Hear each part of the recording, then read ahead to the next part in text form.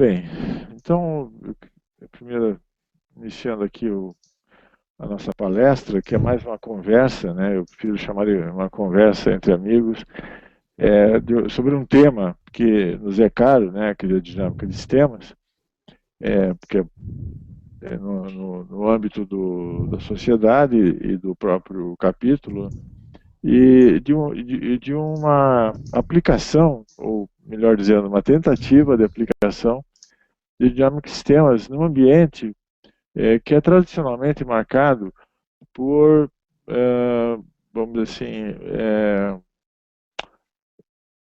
ele tem uma sistematização de procedimentos muito relativamente rígida, é muito rigoroso, porque ele tem muita responsabilidade, né, o operador de sistema, no sistema nacional, e isso tudo, naturalmente, não é um caminho fácil para mudanças, né? Então, as mudanças que poderiam ser, vamos dizer assim, facilitadas, esse processo de mudança, ele pode ser facilitado pelo uso de pensamento sistêmico e dinâmico de sistemas, ele não ocorre por esse caminho normalmente. Então, nós vamos comentar um pouco o que provocou essa necessidade, ou melhor dizendo, essa abertura para a gente poder fazer uma proposta, né?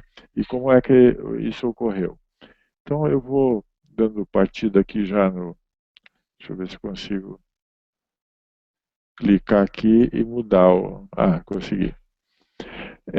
Então, o projeto chama-se PPTech, é um projeto de prospecção tecnológica. Ele foi criado, vamos dizer assim, em nome do ONS em 2005. E para dar seguimento a esse projeto, foram convidadas 5 ou 6 universidades, eu não lembro bem agora, os 5 grupos de pesquisa, não universidade necessariamente.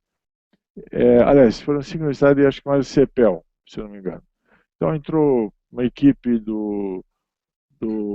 Unicamp, uma da USP, uma da UF, Universidade Federal Fluminense, outra da COP, UFRJ, nós da Federal do Paraná e o CEPEL. Eu acho que foram esses que eu me lembro. Então, cada um tinha uma proposta metodológica para ser desenvolvida no âmbito desse projeto. No meu caso, eu era, na época, professor colaborador do curso de pós-graduação em Engenharia Elétrica da Federal do Paraná. Então, foi feito um contrato, né? O ONS, apesar de ser um ente público, ele tem natureza privada, então facilitou que isso fosse feito via um contrato. O pessoal que é da universidade conhece bem essa dificuldade que existe. Por exemplo, um projeto que envolva uma estatal e a universidade, ele já demanda uma burocracia muito grande, tem que ser feito um convênio, se não existir. Isso pode levar meses, pode levar até quase um ano para sair. Então, essa é uma das dificuldades que existe para universidades fazerem trabalhos junto a entidades públicas. No caso do INS, como é privado, bastou ativar, o processo foi todo conduzido pela Fundação de Amparo à Pesquisa que a universidade tem aqui, a FUNPAR. Bom, qual era a nossa proposta, né? Quer dizer, dentro dos vários temas que foram oferecidos, nós nos propusemos a investigar quais seriam a potencial de aplicação de dinâmicos sistemas no planejamento da operação, mas não de um sistema genérico, mas do sistema elétrico brasileiro. Eu vou, em seguida, mostrar as características do sistema e mostrar quais são as dificuldades que existem para operar esse sistema, né? E a natureza desses problemas de operação. Bom, o que provocou essa demanda, né? De um lado, foi uma demanda gerencial, ou seja, os gerentes, os gestores do INS, frente aos temas e situações cada vez mais complexas, demandas cada vez mais severas da própria sociedade em relação à confiabilidade do sistema, ao custo de operação, etc. Nós estamos vivendo agora, em janeiro, mais em janeiro, um momento também de uma certa tensão no sistema, porque se comentou a possibilidade de ter racionamento, as térmicas estão despachadas na base, ou seja, estão a plena carga, e isso vai repercutir no custo, na tarifa, e a última coisa que o governo deseja é um impacto, um aumento de tarifa, exatamente no momento que ele anuncia uma redução de 20% média, né, de valor médio, nas tarifas para todos os consumidores. Bom, então, isso é uma questão que é bastante delicada sempre, né? Quer dizer, a decisão técnica, ela muitas vezes barra na questão econômica e que repercute na inflação, e há uma sensibilidade no Brasil, né, muito grande em relação a esse tema. A questão técnica é que se os próprios modelos que vinham sendo usados, que implementavam os critérios de operação, enfim, de confiabilidade, eles estavam se mostrando insuficientes. Ou seja, se mostrou uma necessidade de critérios alternativos e complementares, quer dizer, não vai se abandonar a operação de mínimo custo, mas isso não é suficiente, né? Então, o critério em uso, baseados nessa minimização de custos, estariam sendo, vamos dizer assim, complementados por um outro tipo de critério. Isso, em parte, estava repercutindo esse impulso para a mudança no marco regulatório, né? Então, desde 98, aproximadamente, o Brasil vem mudando o seu modelo de comercialização da energia, né? Mudando a estrutura institucional do setor.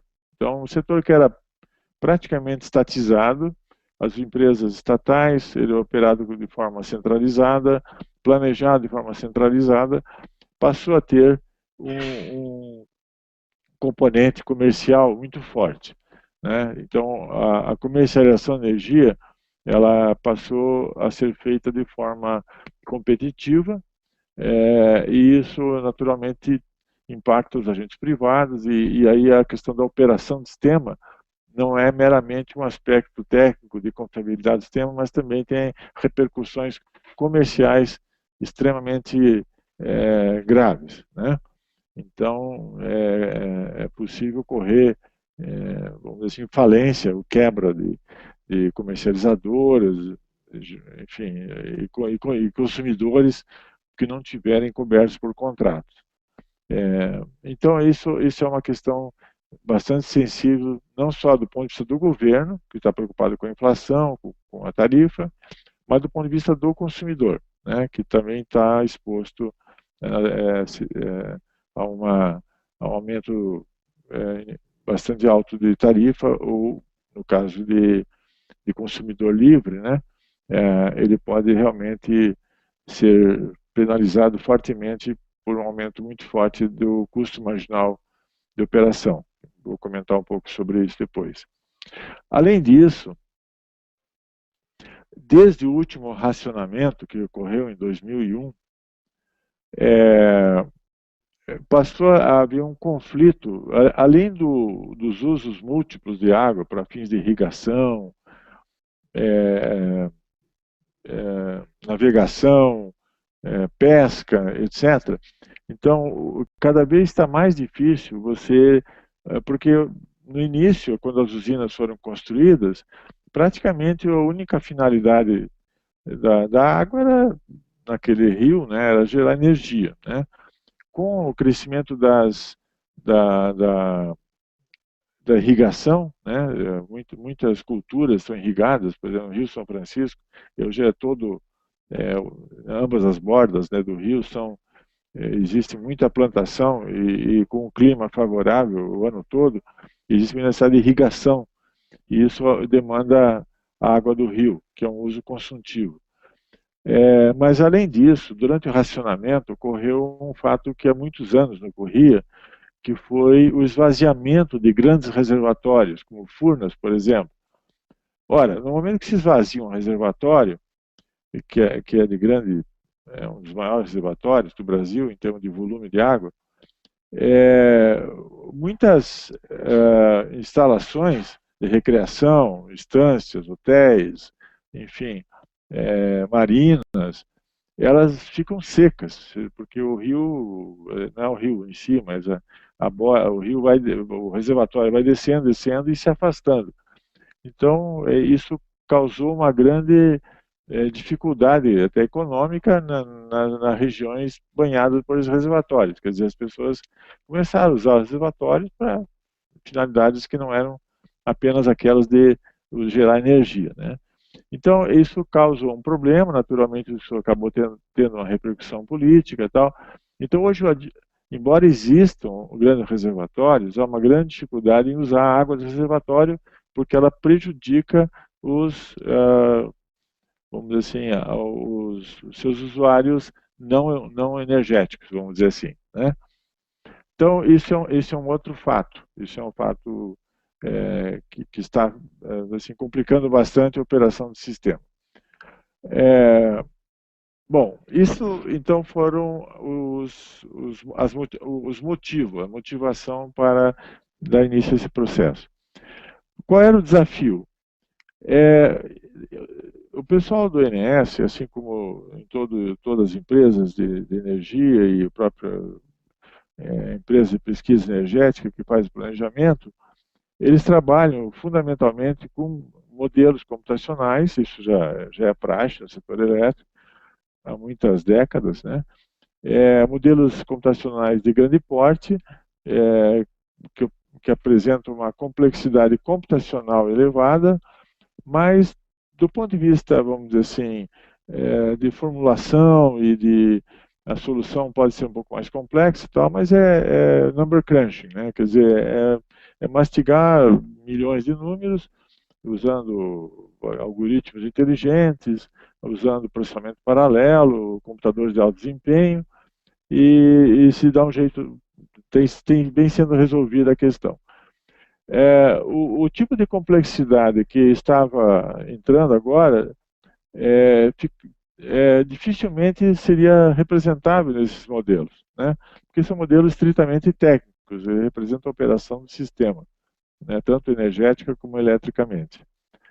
Então, esse foi uma coisa que a gente tinha que fazer um esforço muito grande para, primeiro, entender como entrar com Dynamic Systems nesse ambiente, né? Em geral, refratário a outros métodos, né? Porque isso tudo são procedimentos. É bom dizer que toda essa operação, ela segue os procedimentos de rede, que devem ser aprovados e homologados pela ANEEL, que é a Agência Nacional de Energia Elétrica. E isso, então, tem, vamos dizer assim,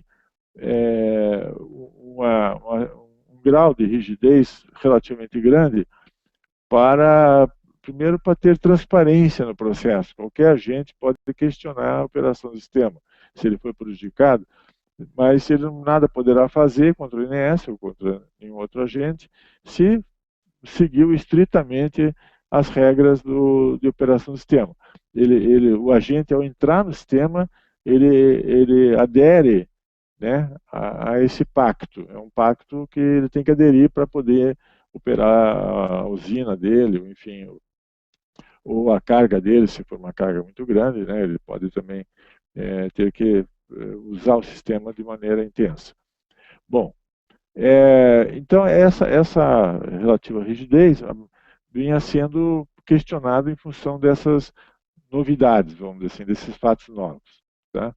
Então a gente buscou com a pesquisa bibliográfica, além de pesquisas próprias e em outros países, que eu vou mostrar alguma delas logo em seguida, como o Dynamic Systems poderia ser aplicado no setor elétrico, né? Além disso, também buscamos tutoriais, exemplos didáticos, fizemos workshop, conversamos muito, ouvimos muito, mais do que falamos até, para entender bem a questão, né? Bom, mas isso não era suficiente. O que a gente precisava era ver em que problemas a gente podia, vamos dizer assim, aplicar a dinâmica de sistemas. Não era o interesse, nem havia essa possibilidade de fazer um modelo de dinâmica de sistema que substituísse os modelos em uso, né? Eles são modelos bastante, vamos dizer assim, específicos para aquilo que foram construídos. Ô Marciano, só um detalhezinho, Sim. o Daniel está fazendo uma pergunta aqui no chat. Oi Daniel, tudo bem? Acho que ele está sem som. Ele está sem som. Bom, mas eu vou... Ele está perguntando aqui, como remediar os conflitos pelo uso da água? Esse é o grande desafio. Eu vou falar um pouquinho disso ao longo da apresentação, tá? E vai ter um aspecto, que é inclusive uma aplicação de dinâmica de sistemas, muito interessante, que trata dessa questão, tá? É um modelo que foi desenvolvido para essa finalidade. Então, que é uma das ideias que a gente tinha como proposta. Muito bem. Bom, para a gente não precisar gastar muito tempo, não sei se isso aqui vai ajudar, eu espero que ajude, porque nós vamos estar referenciando várias questões e, obviamente, nesse chat, nesse Hangout, tempo para explorar cada uma delas de per si. Bom, essa aqui é uma visão que eu desenvolvi para explicar o que é um sistema elétrico, ou setor elétrico, para pessoas não familiarizadas com o setor elétrico, né? Então, eu dividi esse universo todo, que é bastante complexo, em 4 planos, né? Uma visão para facilitar, é mais didático isso, é claro que é didático, esses planos, na verdade, se entremeiam, né? Eles não são isolados entre si. Mas, vamos dizer assim, a gente tenta colocar em cada plano as questões, algumas questões relevantes. Então, eu tenho o plano físico, né? O plano físico são nossos recursos naturais, seja as quedas d'água, os rios, sejam os depósitos minerais, né, de carvão, óleo, petróleo, no caso, e outros mais disponíveis, xisto e assim por diante. Ou seja, e a biomassa, né, que está em cima da terra, crescendo, e pode ser também aproveitada. Incluído aí, não está desenhado, os ventos também, né? E o sol, né, obviamente, que é a fonte de tudo isso, né? Então, o Sol é que produziu toda essa energia que está estocada em várias formas, né? Seja a forma de mineral, há milhões de anos, ou seja na forma de vento que ele está soprando nesse momento.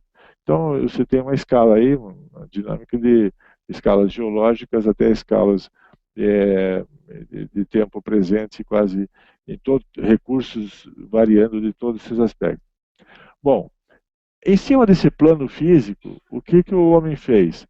Ele construiu uma superestrutura, né, que nós chamamos de infraestrutura, né, para nós é infraestrutura, mas é colocado, que extrai essa energia, transforma essa energia, seja ela química, nuclear, ou térmica, enfim, ou biológica, em energia elétrica, então,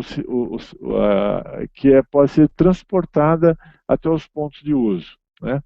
Então, a grande vantagem da energia elétrica é exatamente facilitar a integração dessas fontes, o transporte e o uso da energia nos locais onde ela é necessária, né?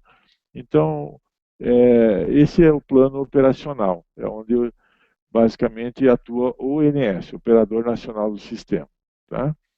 Então, o ONS, ele trabalha fundamentalmente com esses 2 planos aqui. Ele, vamos dizer assim, não tem nada a ver com os planos acima desse, em princípio. Mas nós vamos ver que o que ele faz, as decisões deles também afetam os outros planos. Até, como eu falei, anos 90, 95, 98 principalmente, não havia muita interferência da questão comercial nas questões de operação do sistema. Ou seja, a operação, o planejamento e tudo mais era essencialmente técnico. A venda de energia, como era um monopólio, também não tinha muito o que ser discutido. A comercialização de energia era uma coisa compulsória, você não tem escolha. Né? Você está aqui no Paraná, eu estou no Paraná, eu tenho que comprar energia da Copel. Né? O Elias também. Né? Você está em São Paulo, vai comprar energia da Eletropaulo, por exemplo, ou da Bandeirantes, depende da região aí, ou da CPFL, se está em Campinas. Então, não tinha muito o que discutir nem conversar, né? Ou você pede a ligação e aqui é uma coisa meio automática, né? Aquilo seguia. Muito bem, exceto para consumidores muito grandes, por exemplo, grandes empresas de alumínio na região norte, que tinham certo influência no governo na época, né? E conseguiam até tarifas diferenciadas, né? Para incentivar, enfim, a industrialização, a exportação de alumínio poder ser viabilizada. Mas, enfim, mas isso era a exceção, não a regra.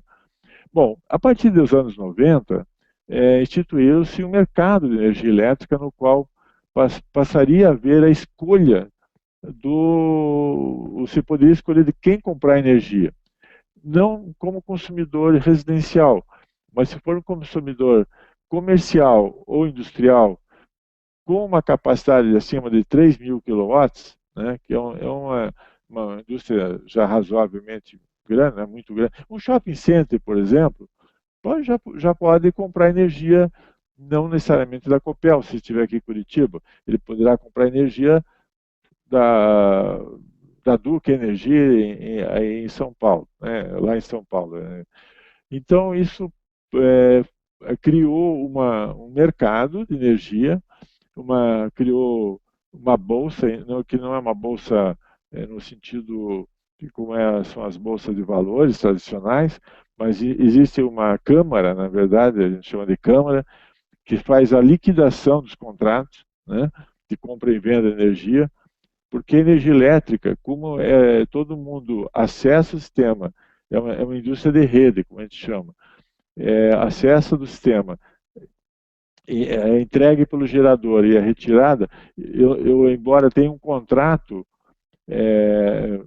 assim, juridicamente perfeito, tudo, eu não tenho como vincular um caminho da energia de um fornecedor para um consumidor. Então, todo mundo entra na rede e os acertos, os pagamentos, eu chamo de liquidação, depende de um processo que é realizado por essa Câmara de Comercialização. Ela dispõe dos contratos, da informação sobre os contratos, e ela sabe o que está contratado e o que está sendo vendido pelo preço de curto prazo, chamado preço spot, o preço de liquidação, aqui a gente chama de PLD, preço de liquidação de diferença. Então, se você é um consumidor livre, ou seja, você tem a opção de comprar livremente, né, e não tem contrato, toda energia que você receber vai ser faturada ao preço de liquidação de diferença. Qual é o problema? O problema é que o PLD ele varia de 10, ou hoje está no mínimo aí uns R$ 18 por megawatt-hora, ele pode chegar a 600 aproximadamente, se tiver numa situação crítica o sistema. Em janeiro ele chegou a R$ 400 por megawatt-hora. Então dá para imaginar o que acontece para um consumidor que não esteja coberto por contrato, né, ou totalmente contratado. A mesma coisa vale para um gerador que vendeu, entre aspas, energia e não tem o lastro físico, ou seja, não tem a geração suficiente para aquilo. Significa que alguém gerou para ele, ele vendeu essa energia, mas não gerada por ele. Ele também está exposto. Então, todo mundo fica exposto a um preço que é chamado de liquidação, ou que é um preço spot, que é determinado por um modelo de cálculo. Esse modelo de cálculo é o mesmo modelo que o ONS usa para operar o sistema. Esse modelo é usado depois pela Câmara para calcular preços. Os preços não são o resultado da oferta e demanda livremente negociados. Assim, é um proxy de um mercado. Você está simulando o mercado como se fosse feito um processo de compra e venda de energia por agentes independentes, né? Então, o que acontece é que a operação do sistema afeta o preço de liquidação de diferença, que afeta a comercialização de energia.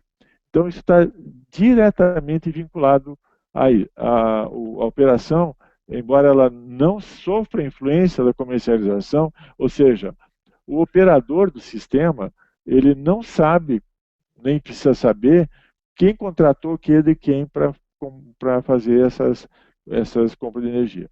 Então, mas ele repercute fortemente. Ora, mas por outro lado, na medida que um grande consumidor ele visualiza que esse preço vai subir, ele pode ser tentado a investir em energia. Ou ao contrário, um grande investidor, se vê que o preço vai ficar muito baixo durante muito tempo, ele é desestimulado a investir em usinas, por exemplo. Então, esse aspecto é importante porque a operação do sistema acaba determinando um preço de curto prazo que vai formando as expectativas dos agentes. E aí isso influi no investimento, tanto no sentido de uma indústria se instalar em alguma região ou no Brasil, quanto no sentido de um investidor aplicar em seus recursos em geração de energia, né? Bom, muito bem. Então, você viu que tem uma relação forte, embora do ponto de vista teoricamente. Então, do ponto de vista formal, não há influência dos comercializadores, dos agentes que comercializam energia sobre o INS. Só que ele é composto, o INS tem um conselho, né, de administração. E esse conselho de administração participam os geradores, transmissores e grandes consumidores, certo? Então, esses caras têm um poder de pressão, tanto no conselho... Marciano? Pois sim? Marciano Waldo, só uma questão assim de procedimento. Estou preocupado porque você está entrando em bastante detalhe em relação a esse slide. Sim. Eu tive a impressão que você falou que tem 30 slides para apresentar. Né? É que isso vai facilitar a vida daqui para frente. Tá? Então eu vou terminar esse aqui e eu já passo para os slides seguintes, para poder mostrar essas relações, senão vai ficar lá na frente, vai ficar difícil entender o que surgiu. Bom, então é só para mostrar que existe uma relação, embora do ponto de vista, eu só vou fechar o que estava falando, que é o seguinte: além dessa pressão, vamos dizer assim, direta que pode ser exercida por meio do conselho, também pode haver uma pressão política, ou seja, o empresário vai em nível bem alto. Por exemplo, essa redução da tarifa teve o papel muito forte da Fiesp.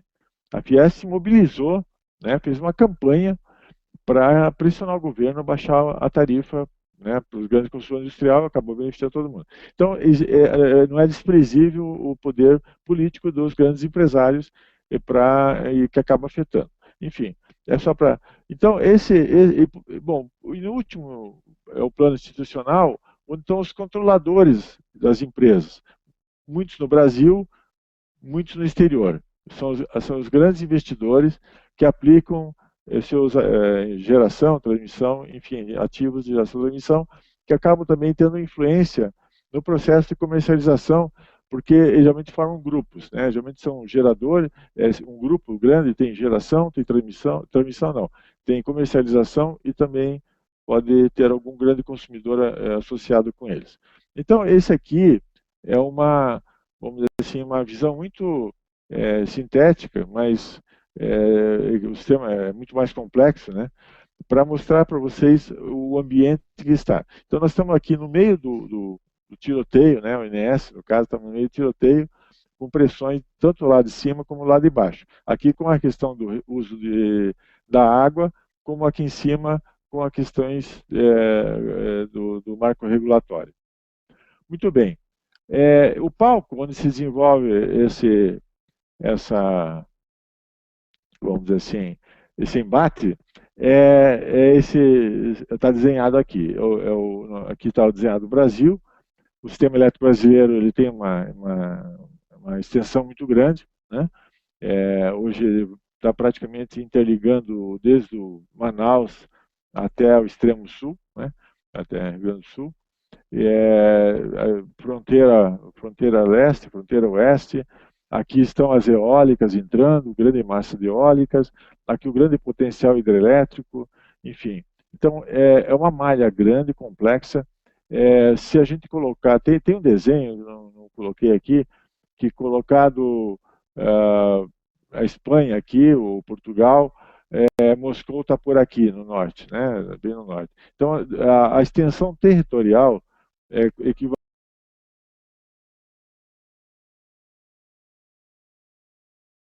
à geográfica. Bom, o interesse do INS é o chamado sistema interligado, que tem ainda sistemas isolados que estão sendo gradativamente incorporados ao sistema brasileiro. Tá? Então, isso aqui é para dar uma ideia do tamanho do problema que o INS tem que gerenciar, a operação desse sistema. Bom, Opa!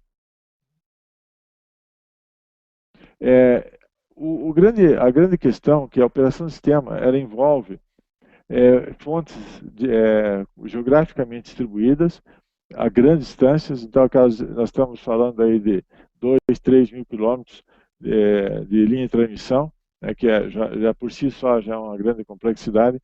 Além disso, esses sistemas estão interligados por um bom motivo. A fonte principal de energia no Brasil é a hidrelétrica. Então, o principal papel do sistema de transmissão, além de ligar as usinas com os consumidores, é também permitir um uso racional dos recursos hidráulicos, né? Então, você pode ter uma região que esteja com bastante chuva, outra com menos, e esse transporte de energia elétrica, não vou transportar água, né? Mas é como se, né, eu transportasse água de um sistema para o outro. Eu deixo de gerar num, aproveitando o excesso de chuva no outro. Aí começa a aparecer uma série de restrições. Aqui você tem problema num rio específico, lá tem a questão da pesca, tem problema da navegação, tem problema da irrigação e assim por diante, né? Bom, além disso, você tem suporte dado por geração térmica, 20% mais ou menos da capacidade do sistema térmica, cresceu bastante nos últimos anos, e essa energia vai chegar finalmente no consumidor final por intermédio dos distribuidores, né, das empresas de distribuição. E aqui está o PLD, que eu falei há pouco, que é o preço de explicação de diferença, mostrando sua variação. É importante notar que esse preço ele não varia muito rápido. A natureza do sistema é tal que o preço ele não varia, por exemplo, como nos Estados Unidos. Os Estados Unidos pode variar em 15 minutos, ele pode dar um salto. Só que esse salto não é um salto tão grande como pode ocorrer aqui. Ele não vai variar em 15 minutos, ele pode levar dias ou semanas para sofrer uma variação. Só que ele pode ir de um valor muito baixo para um valor muito alto em poucas semanas ou meses, né? Ou até menos que um mês. Então, isso expõe muito, quer dizer, essa excursão de preço, ela é muito característica do sistema hidráulico e não do sistema de base térmica como ocorre nos países. Muito bem. Bom, então, dito isso, o INS, então, ele tem que tratar de vários subproblemas além da operação do sistema, né? Ele tem que lidar com essas interfaces que a gente chama. A questão do uso múltiplo da água. Isso é regulado pela Agência Nacional de Águas e pelos comitês de bacias. São formados em cada bacia hidrográfica, é um comitê que responde, e que aí eu vou começar a falar para o Daniel. Daniel, o comitê de bacia é, teoricamente, o lugar onde se encontram os vários usuários, né, da água daquele rio, daquela bacia, e onde, teoricamente, tem que haver algum entendimento a esse respeito, né? A ANA tenta regulamentar isso, imputando um preço, né? Ou imputando penalidades, caso haja defluentes, né? Que podem poluir a água, etc. E o uso da água, hoje, ele é precificado. A água tem um preço. Então, a ANA estabelece o preço da água em cada bacia, de acordo com o que o comitê resolve. Nós temos o sistema também, ele não está, ele está crescendo ao longo do tempo. Estão entrando novas usinas, novas linhas, a carga está crescendo, né? Então isso quem lida com isso é o Ministério de Minas e Energia, por meio da empresa de pesquisa energética, que é uma empresa estatal que é encarregada de estudar, de fazer o planejamento, fazer estudos de planejamento para decisões que o MME. Bom, tem a questão do gás natural, porque grande parte das nossas termoelétricas é baseada em gás natural, fornecido em geral pela Petrobras. É a Petrobras que é o fornecedor principal de gás no Brasil, né? Mas isso é regulado pela Agência Nacional do Petróleo, a comercialização é a Petrobras, que o transporte e comercialização do gás é feito pela Petrobras. Além disso, tem a questão da operação e comercialização do sistema, que é aquele terceiro plano, que é gerenciado, então, pela Câmara de Comercialização de Energia Elétrica e os agentes de comercialização. E o gerador, o agente gerador é um agente comercializador nato. Muito bem. Então, aqui tentamos mostrar a quantidade de interfaces e responsabilidade do ONS, né? Não vou mostrar todas. Primeiro que o ONS responde a ANEEL. Do ponto de vista regulatório, a ANEEL é que ela tem que responder, o ONS responde a ANEEL. Ou seja, o ONS não pode estabelecer nenhum procedimento novo, nada, sem a devida aprovação da ANEEL, né? A ONS tem relacionamento com as empresas de transmissão de energia. O ONS que é interveniente em todos os contratos de transmissão, né? Existe um contrato de transmissão, e assim por diante. Então, a ANA, que é a Agência Nacional de Águas, tem os consumidores, para se ligar ao sistema, eles têm que pedir autorização ao ONS, se ele se ligar na rede básica, que é o sistema de transmissão. Ou a distribuidora, se entrar uma grande carga, também tem que pedir. Então, esse é um grande, vamos dizer assim, uma malha de relacionamento extremamente complexa, né? Então, dá para sentir um pouco, só pela complexidade da figura, a quantidade de assuntos, né, e temas que o INES tem que lidar, em tempo real. Bom, então a pergunta é como ou por que aplicar ADS no INES? Muito bem. Aí, a gente, depois de ouvir muito, bom, qual é o nosso enfoque, né? Nós não vamos desenvolver um modelo de otimização mais sofisticado, ou mais rápido, ou que incorpore múltiplas restrições de uso da água, coisa assim. Então, a nossa ideia é introduzir, usando conceitos de dinâmica de sistemas, de que sistemas são contra-intuitivos, resistentes a mudanças, isso que estava acontecendo, né? Quer dizer, o INS, eles próprio sistema, mas a gente está falando aqui do sistema elétrico, né? Como um todo, incluindo aqui a participação dos diversos agentes. O sistema aumentou muito a sua complexidade. O sistema que tinha, vamos dizer assim, 60 agentes, tem hoje 3.000 agentes, 4.000 agentes. Então, isso é extremamente... a complexidade aumentou exponencialmente, digamos. Muito bem. E as tentativas de levar o sistema a um ponto de equilíbrio sempre esbarram nessa tendência do sistema. Há forças que dificultam a mudança, né? Bom, isso foi levantado, a ideia do ciclo de aprendizagem, né, o ciclo duplo, né? Eu acho que é o Chris Argyris, que é o cara que conceituou isso aqui, de mostrar como as decisões podem ser aprimoradas ao longo do tempo e como introduzir um outro ciclo intermediário aqui para poder fazer uma inovação, né, no processo decisório.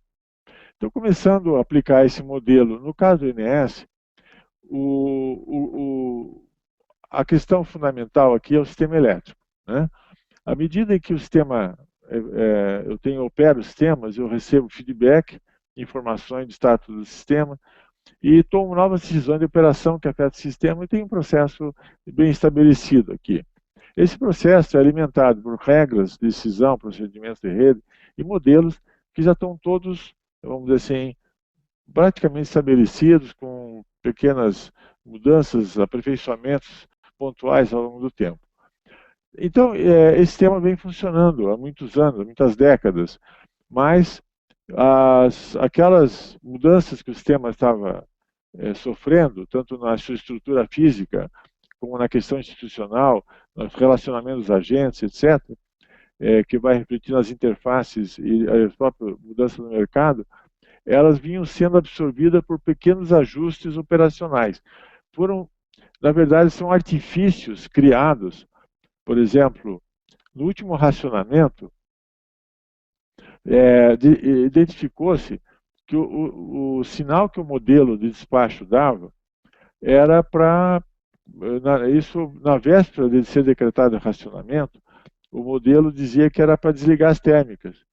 E, obviamente, o pessoal não seguiu essa regra, porque estava contrariando o que a intuição deles dizia. Não é possível, né? Porque ele é muito sensível à tendência hidrológica, esse modelo. E com a tendência hidrológica deu uma chuva muito forte e ele achou que ia, e o que de fato não mudou o quadro de estiagem completamente. Mas, então se introduziu uma curva que se chama curva de aversão ao risco, né?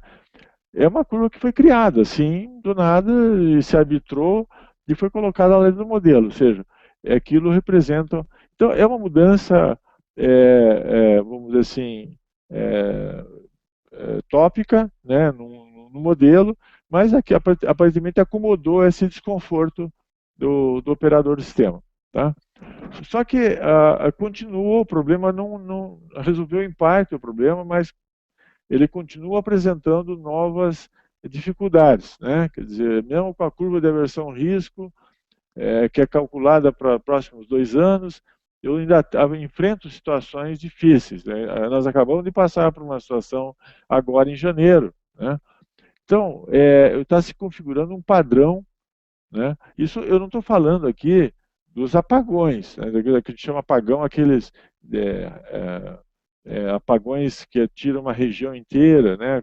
Por problemas elétricos, né? Sai uma linha de transmissão, ou sai uma subestação e apaga aí metade de uma região, né? Ou vários estados. Então, mas começaram a acontecer também vários desses apagões, além da questão energética, né? Muito bem. Então, gradativamente, vai se percebendo que há uma mudança no mundo. Quer dizer, os sinais são de que o mundo não é mais o mesmo que eu tinha antes, né? Mas eu continuo operando segundo a minha regra tradicional, tentando me adaptar. Muito bem. Com o passar do tempo e a persistência das dificuldades, vai mudando as expectativas e você vai começando a incorporar uma nova compreensão da realidade, e isso é feito por uma mudança nas regras de decisão, procedimento, que é um processo muito lento. É um processo que, inclusive, demanda audiência pública, tem uma série de formalizações que tem que ser feita do ponto de vista de cálculo computacional, e além disso tem o problema regulatório. Então isso também tem um processo, um ciclo longo, né? Então isso vai atrasando a introdução dessas mudanças no processo. Muito bem.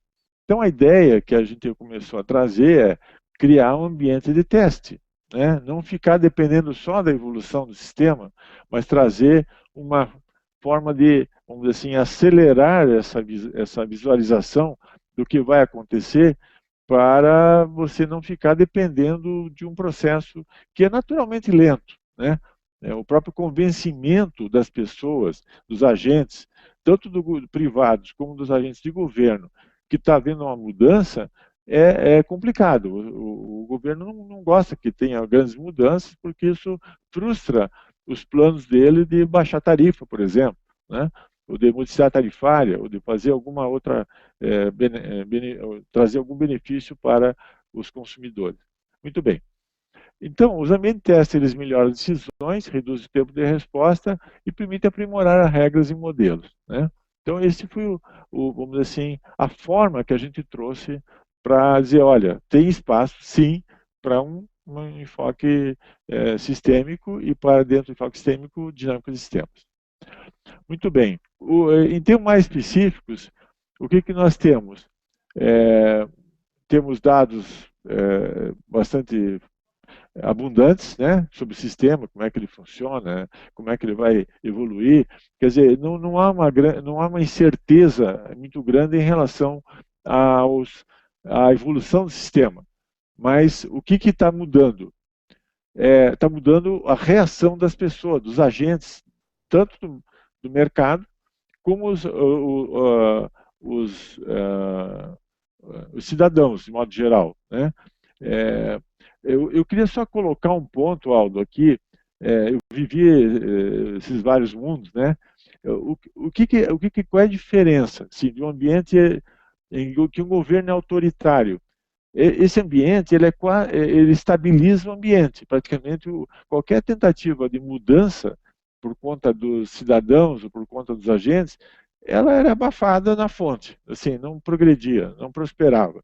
Então era muito tranquilo. Então isso facilita a expansão do sistema, facilita a operação do sistema. Na medida que o país foi se democratizando, isso, com o passar do tempo, vai repercutindo em todas as esferas, né? Mesmo naquelas esferas que aparentemente são puramente técnicas, né? Então, isso que demorou tanto para chegar nesse ambiente, o que já tinha chegado em outras, foi exatamente esse processo. Então, é nítido isso, é muito nítido. Você vê uma mudança do processo de democratização, não só do ponto de vista político, do ponto de vista econômico também, e o crescimento dessa participação, né, da sociedade em todas as questões, né? E acaba entrando lá naquele núcleo que era hermético, ele era hermeticamente fechado para qualquer participação pública, vamos dizer assim, né? Ou da sociedade como um todo. Muito bem, dito isso, encerro aqui essa observação. Bom, então com essa feedback, observação de estado do sistema, eu vou aumentando minha compreensão da realidade e vou trazendo isso para a SEG decisão e a decisão de operação do sistema. Antes de eu aplicar no sistema, eu crio um ambiente de testes com dinâmica de sistemas que permite que eu faça essas, vamos dizer assim, verifique antes de colocar no campo, né? E que às vezes até é difícil você reverter alguma coisa, alguma decisão depois de tomada fica difícil ser revertida, aqui pode ser facilmente testada se for funcionar, aperfeiçoada antes de ser aplicada no sistema real, né? Então, aqui o que eu escrevi é que múltiplos interesses e entendimento da realidade precisam ser considerados. Eu já mencionei alguns deles, como a questão do zoom múltiplo, por exemplo. Feedbacks e indicadores que somente o INS pode fornecer não precisam ser extraídos dos erros do passado, mas podem ser aprendidos a partir dos impactos futuros simulados. E o simulador de dinâmica de sistema fornece base para conversação e negociação entre os diferentes agentes e interfaces do INS. Então, a ideia é que isso também facilita o processo de interlocução. Você vai ter que negociar agora, isso é verdadeiro, isso a gente ouviu lá do pessoal, a questão, por exemplo, de se discutir com os prefeitos de uma bacia o uso da água mais intensivo numa situação de racionamento, né? Então você vai ter que cortar alguma irrigação, ou ao contrário, você vai ter que fazer um bombeamento mais caro para poder tirar a água do rio, que já está o leito dele, para que a plantação não morra ou para que os animais tenham água. Isso aconteceu no São Francisco durante o racionamento, por exemplo. Então, então isso tudo pode ser ajudado por essa abordagem. Bom, e aí vem a parte seguinte, quais problemas? Quer dizer, dessa infinidade de problemas, claro que existe uma infinidade de possibilidades, só que, do ponto de vista prático, a gente teve que ser bem restritivo, né? Não é possível resolver todos os problemas. E nem havia interesse também do INS nesse aspecto. Bom, Aí nós selecionamos 4 temas. Um é óbvio, e o mais evidente, é o uso múltiplo de água, né? Então, isso aqui é um gráfico que segue mais ou menos o padrão do INS lá de procedimentos, em que estão representados aqui os agentes geradores, que vão definir os limites de volume de reserva de água, né, e de influência operativa, os comitês de bacias, o uso múltiplo de água, limites de volumes e de influência, que informam o INS. Com base nisso, ele define os volumes de influência operativas que realimentam o processo, a previsão de geração e a previsão de segurança e suprimento de risco de déficit, né? Aqui ele vai calcular qual é o risco de ter um racionamento.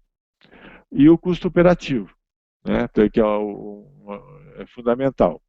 Aqui pode entrar uma série de avaliações e relaxar algumas restrições, caso seja necessário, informando isso ao comitê de bacia. Bom, aqui é onde identificamos uma deficiência de critérios para fazer esse processo, né? E aqui eu acho que também talvez fosse o ponto ideal de aplicação de um modelo que eu vou mostrar logo em seguida, desenvolvido lá pelo Andy Ford, porque mostra exatamente essa questão do uso múltiplo de água. Bom, aqui também, qual é a influência do uso múltiplo de água sobre a geração de energia, sobre o custo e assim por diante, sem precisar refazer todo o ciclo de planejamento. E, por fim, a relação de restrições, uma metodologia para relaxar restrições. Então, aqui era um primeiro e óbvio aplicação de dinâmica de sistema nesse contexto. Um segundo contexto, que é muito importante para a ANS, é definir qual a expansão da oferta que de fato vai ocorrer, não aquela que está planejada. Pode ter atraso de obras por vários motivos, uma obra que pode ser antecipada eventualmente. Isso é importante para a ANS ter seu plano de operação adequado à realidade. Bom, então, quem faz a planejamento de expansão é a empresa de pesquisa energética, né? E o INS participa disso de forma indireta no planejamento anual. Tem um plano de ampliação e reforço que afeta a transmissão. Então, ele tem uma participação, digamos assim, indireta nesse processo, tá? Então, aqui, as grandes dificuldades que o INS tem é fazer um plano que contenha um cronograma de expansão de instalações que seja consistente com as restrições ambientais, a licenciamento ambiental, melhor dizendo, e com o cronograma dos leilões que vão ser feitos para viabilizar a expansão do sistema de energia. Tá? Então, a dinâmica de tempo podia ser aplicada nesses 3 aspectos. Avaliar relacionamento dos agentes do plano de expansão, comparar a expansão proposta com a expansão que seria mais atrativa e, eventualmente, desenhar cenários de geração alternativa. O outro aspecto que pegou muito também, e continua pegando bastante, é a questão da disponibilidade de gás, né? Então, você tem um setor de gás que não depende do setor elétrico, mas a geração depende disso. Então, o gás no Brasil, ele serve para a indústria e para a geração termoelétrica. Não há como atender todas as demandas simultaneamente ao mesmo tempo. Então, isso implica numa necessidade de alocar o recurso entre os vários necessidades, tanto entre os agentes de geração como entre a indústria. É claro que no caso de racionamento, acaba prevalecendo a geração de energia. Mas mesmo se você alocar todas as usinas, todo o gás para as usinas de geração termoelétrica, gás natural, não há gás suficiente para despachar todas simultaneamente. Então, esse é um problema que é bastante complicado para ser resolvido, até que haja uma expansão da oferta, que vai demorar alguns anos para isso. Muito bem. E no último item, que é a operação e comercialização, é a influência da contabilização, daquele processo que eu comentei antes, lá no primeiro slide, aquele dos vários planos, sobre o processo de influência. Isso seria uma coisa bem, vamos dizer assim, sutil esse processo, porque não há influência direta, mas há uma influência indireta, e a gente estava estudando a possibilidade de desacoplar o processo de formação de preço do processo de operativo, né? Não totalmente, mas parcialmente. Isso aqui é um problema bastante complicado. Temos que ter uma formação de preço que não estaria, vamos dizer assim, sendo formado de uma forma nem pelo mercado, agora nem mais pelo modelo que calcula preço, que é o modelo que é usado no despacho do sistema. Bom, para chegar nessas propostas, o que a gente tinha que mostrar? Bom, tem alguma coisa que foi feita com o dinâmico sistema nesses segmentos, em relação a esses temas? Então, esse foi o grande desafio. Encontramos alguns, né, de grande porte.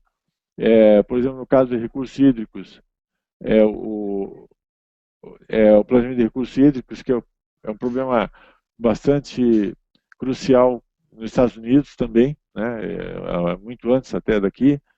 E existe algum exemplo desenvolvido de modelos, que é o Idagon, e a aplicação desse modelo no Snake River, né? Ele fornece os impactos ambientais, econômicos e energéticos relacionados aos usos, aos vários usos da água. Então, o que o Idagon? Esse aqui é a tela do Idagon. Isso aqui foi desenvolvido pelo professor Andy Ford, da Universidade de Washington State University, e ele é usado para fins didáticos, inicialmente. Depois ele evoluiu para aplicações nessas outras, no Snake River e tem mais uma outra aplicação em que foi exatamente isso. Temos temos uma bacia com geração de energia, com o uso de água para irrigação, né? Bombeamento e etc. A criação de salmão, que é uma questão crítica aqui, né, no Colômbia. E aí, cada agente representado aqui, no caso, representando um ou mais desses usos de água, ele dá uma prioridade para o seu uso, né? E com isso ele consegue ver o que vai acontecer com as outras finalidades. Então, na medida que ele atribui, por exemplo, finalidade plena, assim, prioridade máxima para a irrigação, ele prejudica muito a geração de energia, né? E isso pode ter uma repercussão, inclusive em termos da tarifa, ou enfim, da própria suprimento de energia na região. Então, ele consegue visualizar isso. O cara que é de geração também começa a ver que ele pode abrir mão de parte da geração sem perder uma grande produção. E se ele usar toda a água para geração, ele vai ter uma deficiência de produção de grãos, por exemplo. E assim por diante. Então, esse modelo exatamente permite que as pessoas, alocando prioridades, consigam visualizar quais são as repercussões dessa alocação de prioridades. Tá. Na expansão da oferta, também tem um modelo de grande porte que foi desenvolvido para representar o problema, quer dizer, o que aconteceu na Califórnia, né, no 2000, 2001. Havia uma dúvida se aquilo foi um episódio ou simplesmente um ciclo, né, que se repete de crescimento e decaimento da oferta de energia em função que é um fenômeno bem conhecido, né, na indústria de construção civil também, e aconteceu isso na Califórnia, levando a uma crise energética bastante conhecida aí, né? Mas aquilo foi provocado por uma questão regulatória, né? O modelo regulatório tentou atender todo mundo ao mesmo tempo e não deu muito certo. Então, esse modelo, Aldo, ele traz o grande desafio desse modelo aqui foi que ele precisava representar simultaneamente a questão da expansão da geração, que é um processo que o ciclo dele é plurianual, tá? Com um fenômeno que é de curto prazo, que lá a formação de preço depende do estado da rede, né? E o estado da rede, ele depende, então, de uma representação que, assim, minutos a horas, ela pode evoluir. Então, nós temos um problema bem desafiador aqui, que foi exatamente acoplar duas dinâmicas extremas, vamos dizer assim, no espectro de frequências, vamos dizer assim, eles seriam dois extremos, tá? O extremo do planejamento, que é plurianual, e no extremo inferior, que é o funcionamento do sistema. E isso foi resolvido com o acoplamento do modelo de sistemas com o modelo em MATLAB, que representa a rede de uma forma bastante funcional. O quarto tema, tá? O terceiro e o quarto tema, nós tínhamos aqui um exemplo de aplicação, que foi um projeto desenvolvido por meio do LACTEC, participamos nós, a WIC, na época era o WISE, né, o nome da empresa, e foi desenvolvido para a Petrobras. Qual era a preocupação da Petrobras na ocasião? Eles tinham comprado um monte de usina térmica, eles tinham com gás natural e estavam com muita participação, e isso estava preocupando muito, quer dizer, um investimento pesado. Qual é o retorno desse investimento, dado que você tem restrição de gás ou não tem, enfim, você está no mercado de energia, né? Então, o gerador térmico e o despacho não é definido pelo operador da usina, mas pelo operador do sistema, que é a característica do sistema, que o despacho é centralizado. Então, isso aqui permitiu que a gente fizesse um modelo que representava simultaneamente a operação do sistema, a comercialização de energia, a tecnologia de geração termoelétrica no modelo integrado, né? Quer dizer, não que tudo isso tivesse em dia no sistema. Foi mais ou menos a abordagem feita nos Estados Unidos com a parte elétrica e depois com a parte energética aqui. Tá? Então, esse foi um projeto desenvolvido para a Petrobras durante alguns anos, e a gente tinha, então, como oferecer o conhecimento para implementar isso, né? Se saísse o projeto. Bom, aí vem uma proposta, que é um modelo de uma macroestrutura, né? De uma estrutura central, que é o modelo de sistemas, com módulos complementares. Essa estrutura central seria em dinâmica de sistemas, totalmente dinâmica de sistemas, e, vamos dizer assim, à medida que surgissem necessidades específicas de representação, nós entraríamos numa modelagem usando uma interface com MATLAB, né, em DLL, com código compilado para ser mais rápido e assim por diante, similar ao que foi feito no modelo WSCC, né, do Power Pool americano, lá pelo Andy e sua equipe. Muito bem. E esse é o último slide, Aldo. Então, observe que nós estamos cobrindo aqui o espectro de tempo com essa modelagem, que vai no eixo do tempo de minutos a décadas, tá? E no âmbito espacial vai de uma unidade geradora até um país inteiro, podendo eventualmente ser expandido para uma região, por exemplo, na América Latina, por exemplo. Nesse primeiro bloco aqui, análise de impacto de decisões operacionais, nesse outro, decisões estratégicas, e aqui o planejamento a longo prazo, né? Então, observe que a modelagem, a proposta de modelagem, ela teria que ser flexível, modular e tendo como núcleo o modelo em dinâmica de sistemas. Então, esse foi o desafio. Resumindo, nós chegamos a esse ponto, nós chegamos a iniciar a elaboração de uma proposta para desenvolver essa modelagem, mas aí o INS mudou de ideia, quer dizer, a prospecção tecnológica, além da nossa proposta, havia 5 outras propostas, mas infelizmente eu não sei de nenhuma delas tenha evoluído para um projeto de P&D ou de desenvolvimento metodológico, ou seja que for, infelizmente.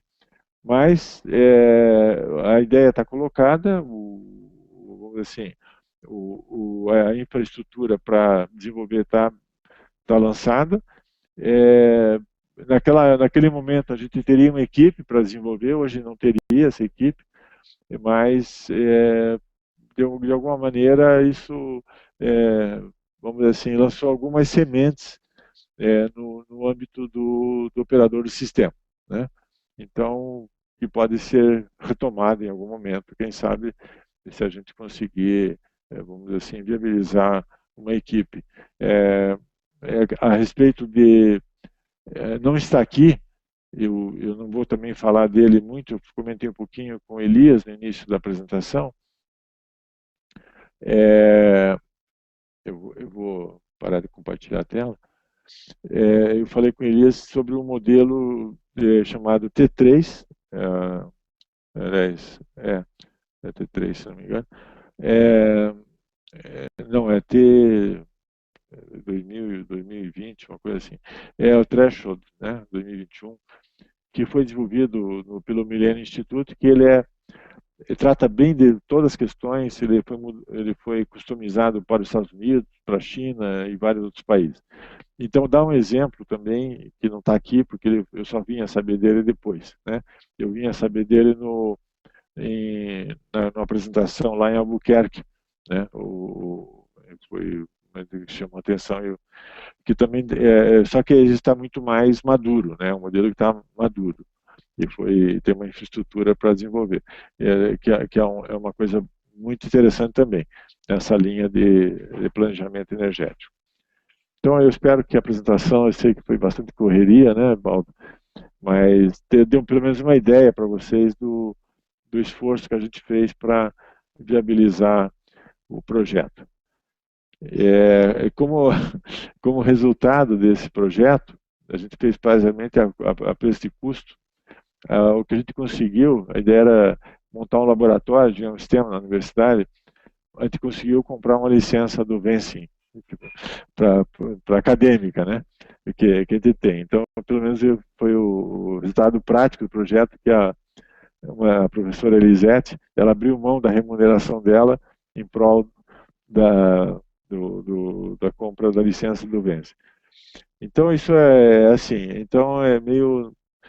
Dinâmicos Sistemas é um pouco na base do heroísmo ainda, né? É profissionalismo, mas com uma dose de heroísmo. Então, fico à disposição de vocês aí, que agradecendo a paciência também por ter aguentado.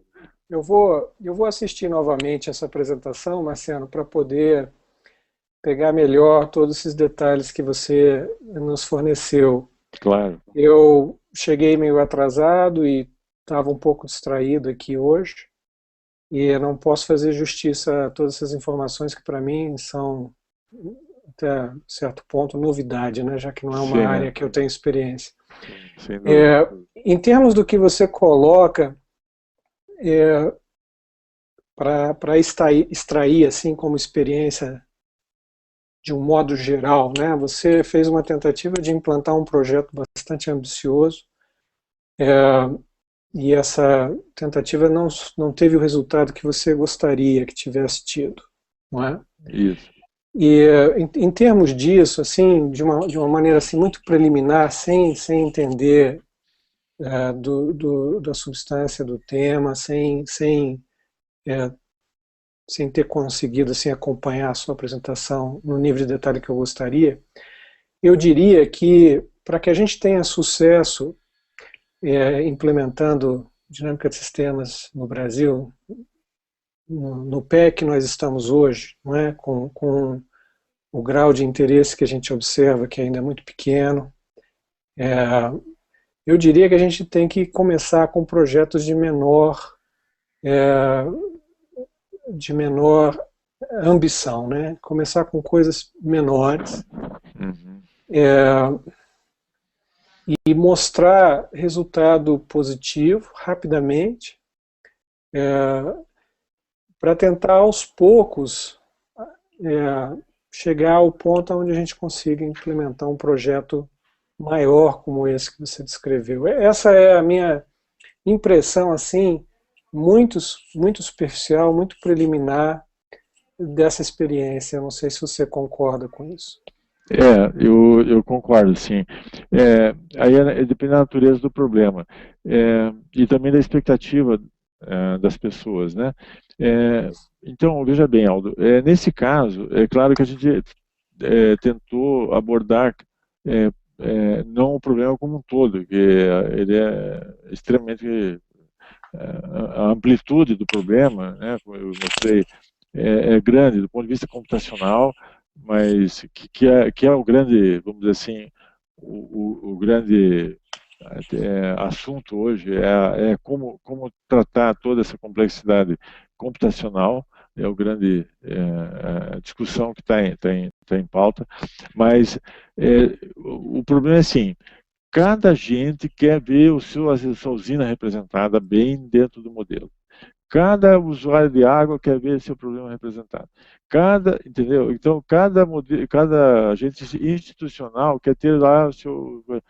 Quando você começa a somar todas essas demandas, vamos dizer assim, localizadas, que são pequenas localmente, o problema não tem jeito, ele fica grande de qualquer forma.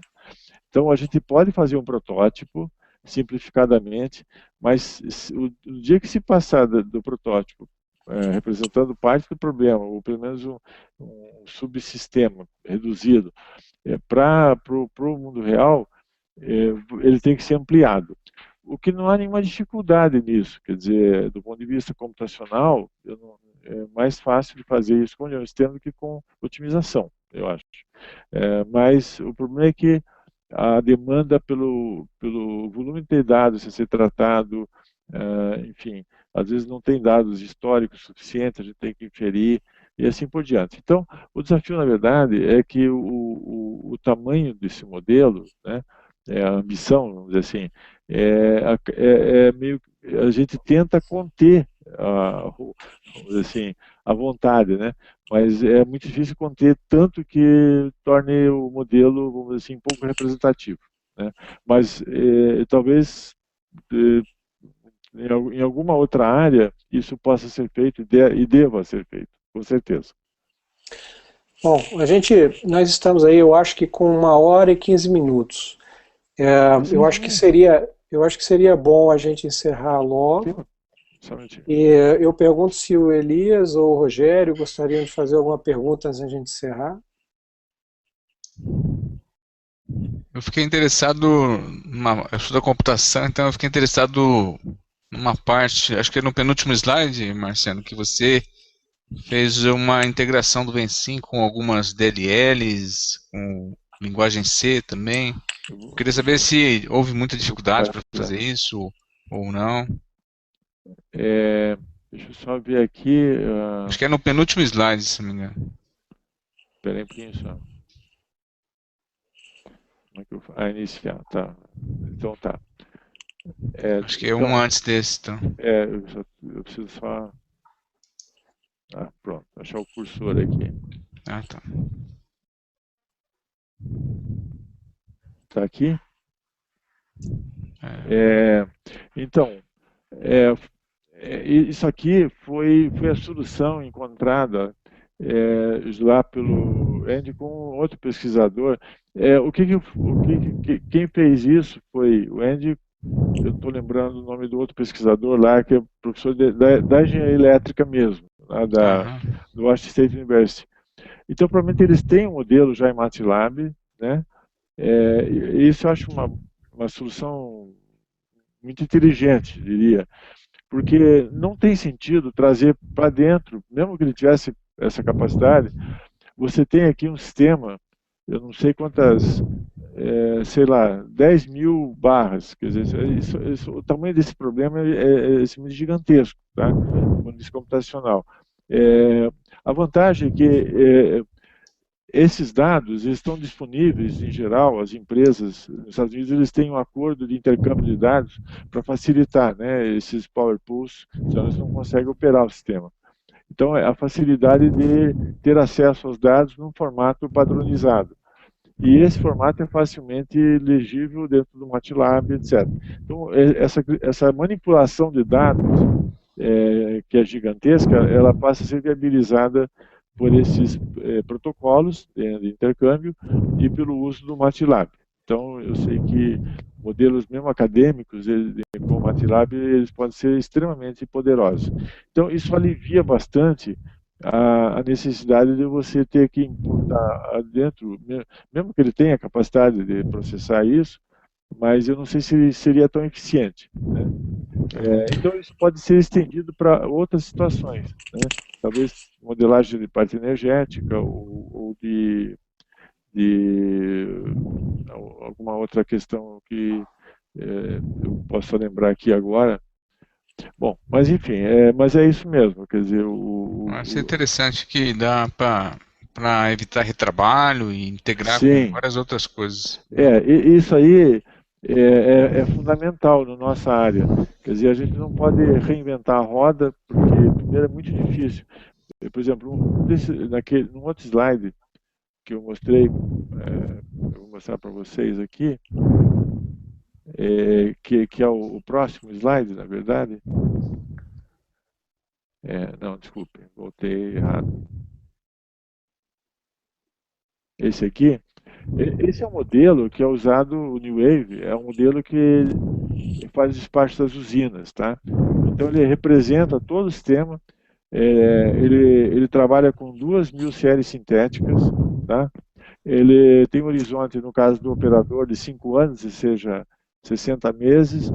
É, ele agrega as usinas hidrelétricas em blocos, enfim, o tamanho desse problema ele é inédito, quer dizer, ele é muito grande e, vamos dizer assim, no mundo você vai encontrar poucas soluções viáveis desse modelo, além dessa que está aí. Mesmo a gente questionando, vamos dizer assim, as certas dificuldades que existem, a convergência do modelo, né, porque ele trabalha com decomposição de benders, o tipo de decomposição de benders, e a convergência estocástica, o modelo de programação dinâmica estocástica dual, e tem uma série. Então, qual seria o sentido? Isso aí levou 20 anos sendo desenvolvido, quase isso, né? Alguns milhões de homem-hora em cima, não tem como você repor isso. Então a gente tem que usar ele, né? E usá-lo da melhor forma possível, integrando, né? Mas não tira o espaço da dinâmica do sistema. Então é isso que a gente faz o tempo todo, adaptar vamos dizer assim, a realidade do sistema atual, da disponibilidade, né, dos modelos de simulação de operação de elétrico, energética que o setor elétrico já usa. Não só por questão vamos dizer assim, que o desenvolvimento do modelo desse é muito demorado e caro, como também ele é um modelo que tem que ser homologado, né? Ele tem que ser testado e homologado pela ANEEL, porque ele é o modelo que vai, vamos dizer assim, determinar não só a operação das usinas, como o preço do mercado. Então, isso é uma questão também que pesa bastante nessa decisão aí. Marciano, o Rogério está perguntando Oi. em qual estágio se encontra hoje o projeto, se está parado e se terá continuidade. Oi, Rogério. Na verdade, ele ficou na especificação. A gente parou na especificação. Nós, a partir da especificação, iniciamos um processo para fazer a proposta de projeto, mas decisões internas dentro do próprio INS, vamos dizer assim, não deram continuidade. Eu não sei se algum daqueles projetos, daqueles 5 propostas, melhor dizendo, submetidas naquela ocasião, foram para frente, né? Então eu não sei dizer se, mas assim, a semente está lançada. Se a gente encontrar, nós temos, vamos dizer assim, muito material que foi desenvolvido, né? Aqui no Brasil mesmo, só que eu teria que resgatar. Na época eu tinha ainda alguns alunos de doutorado comigo, então facilitava bastante, eventualmente, um projeto daquele porte, né? Hoje como eu não tenho aluno de doutorado, nem de mestrado no momento, então eu teria que ter alguma instituição que abrigasse essa proposta e eu estaria disposto a me juntar, com certeza, e tocar um projeto desse, até não no sentido de apoio técnico, né, enfim, mas também de viabilização desse projeto junto a alguma instituição, né? Algum agente, o projeto estratégico, é possível, alguma associação de agentes também pode ter interesse. Eu poderia também fazer esse trabalho, mas aí o background teria que ser dado por alguma instituição de ensino e pesquisa. Não sei se respondi a tua... Ótimo, que bom saber que...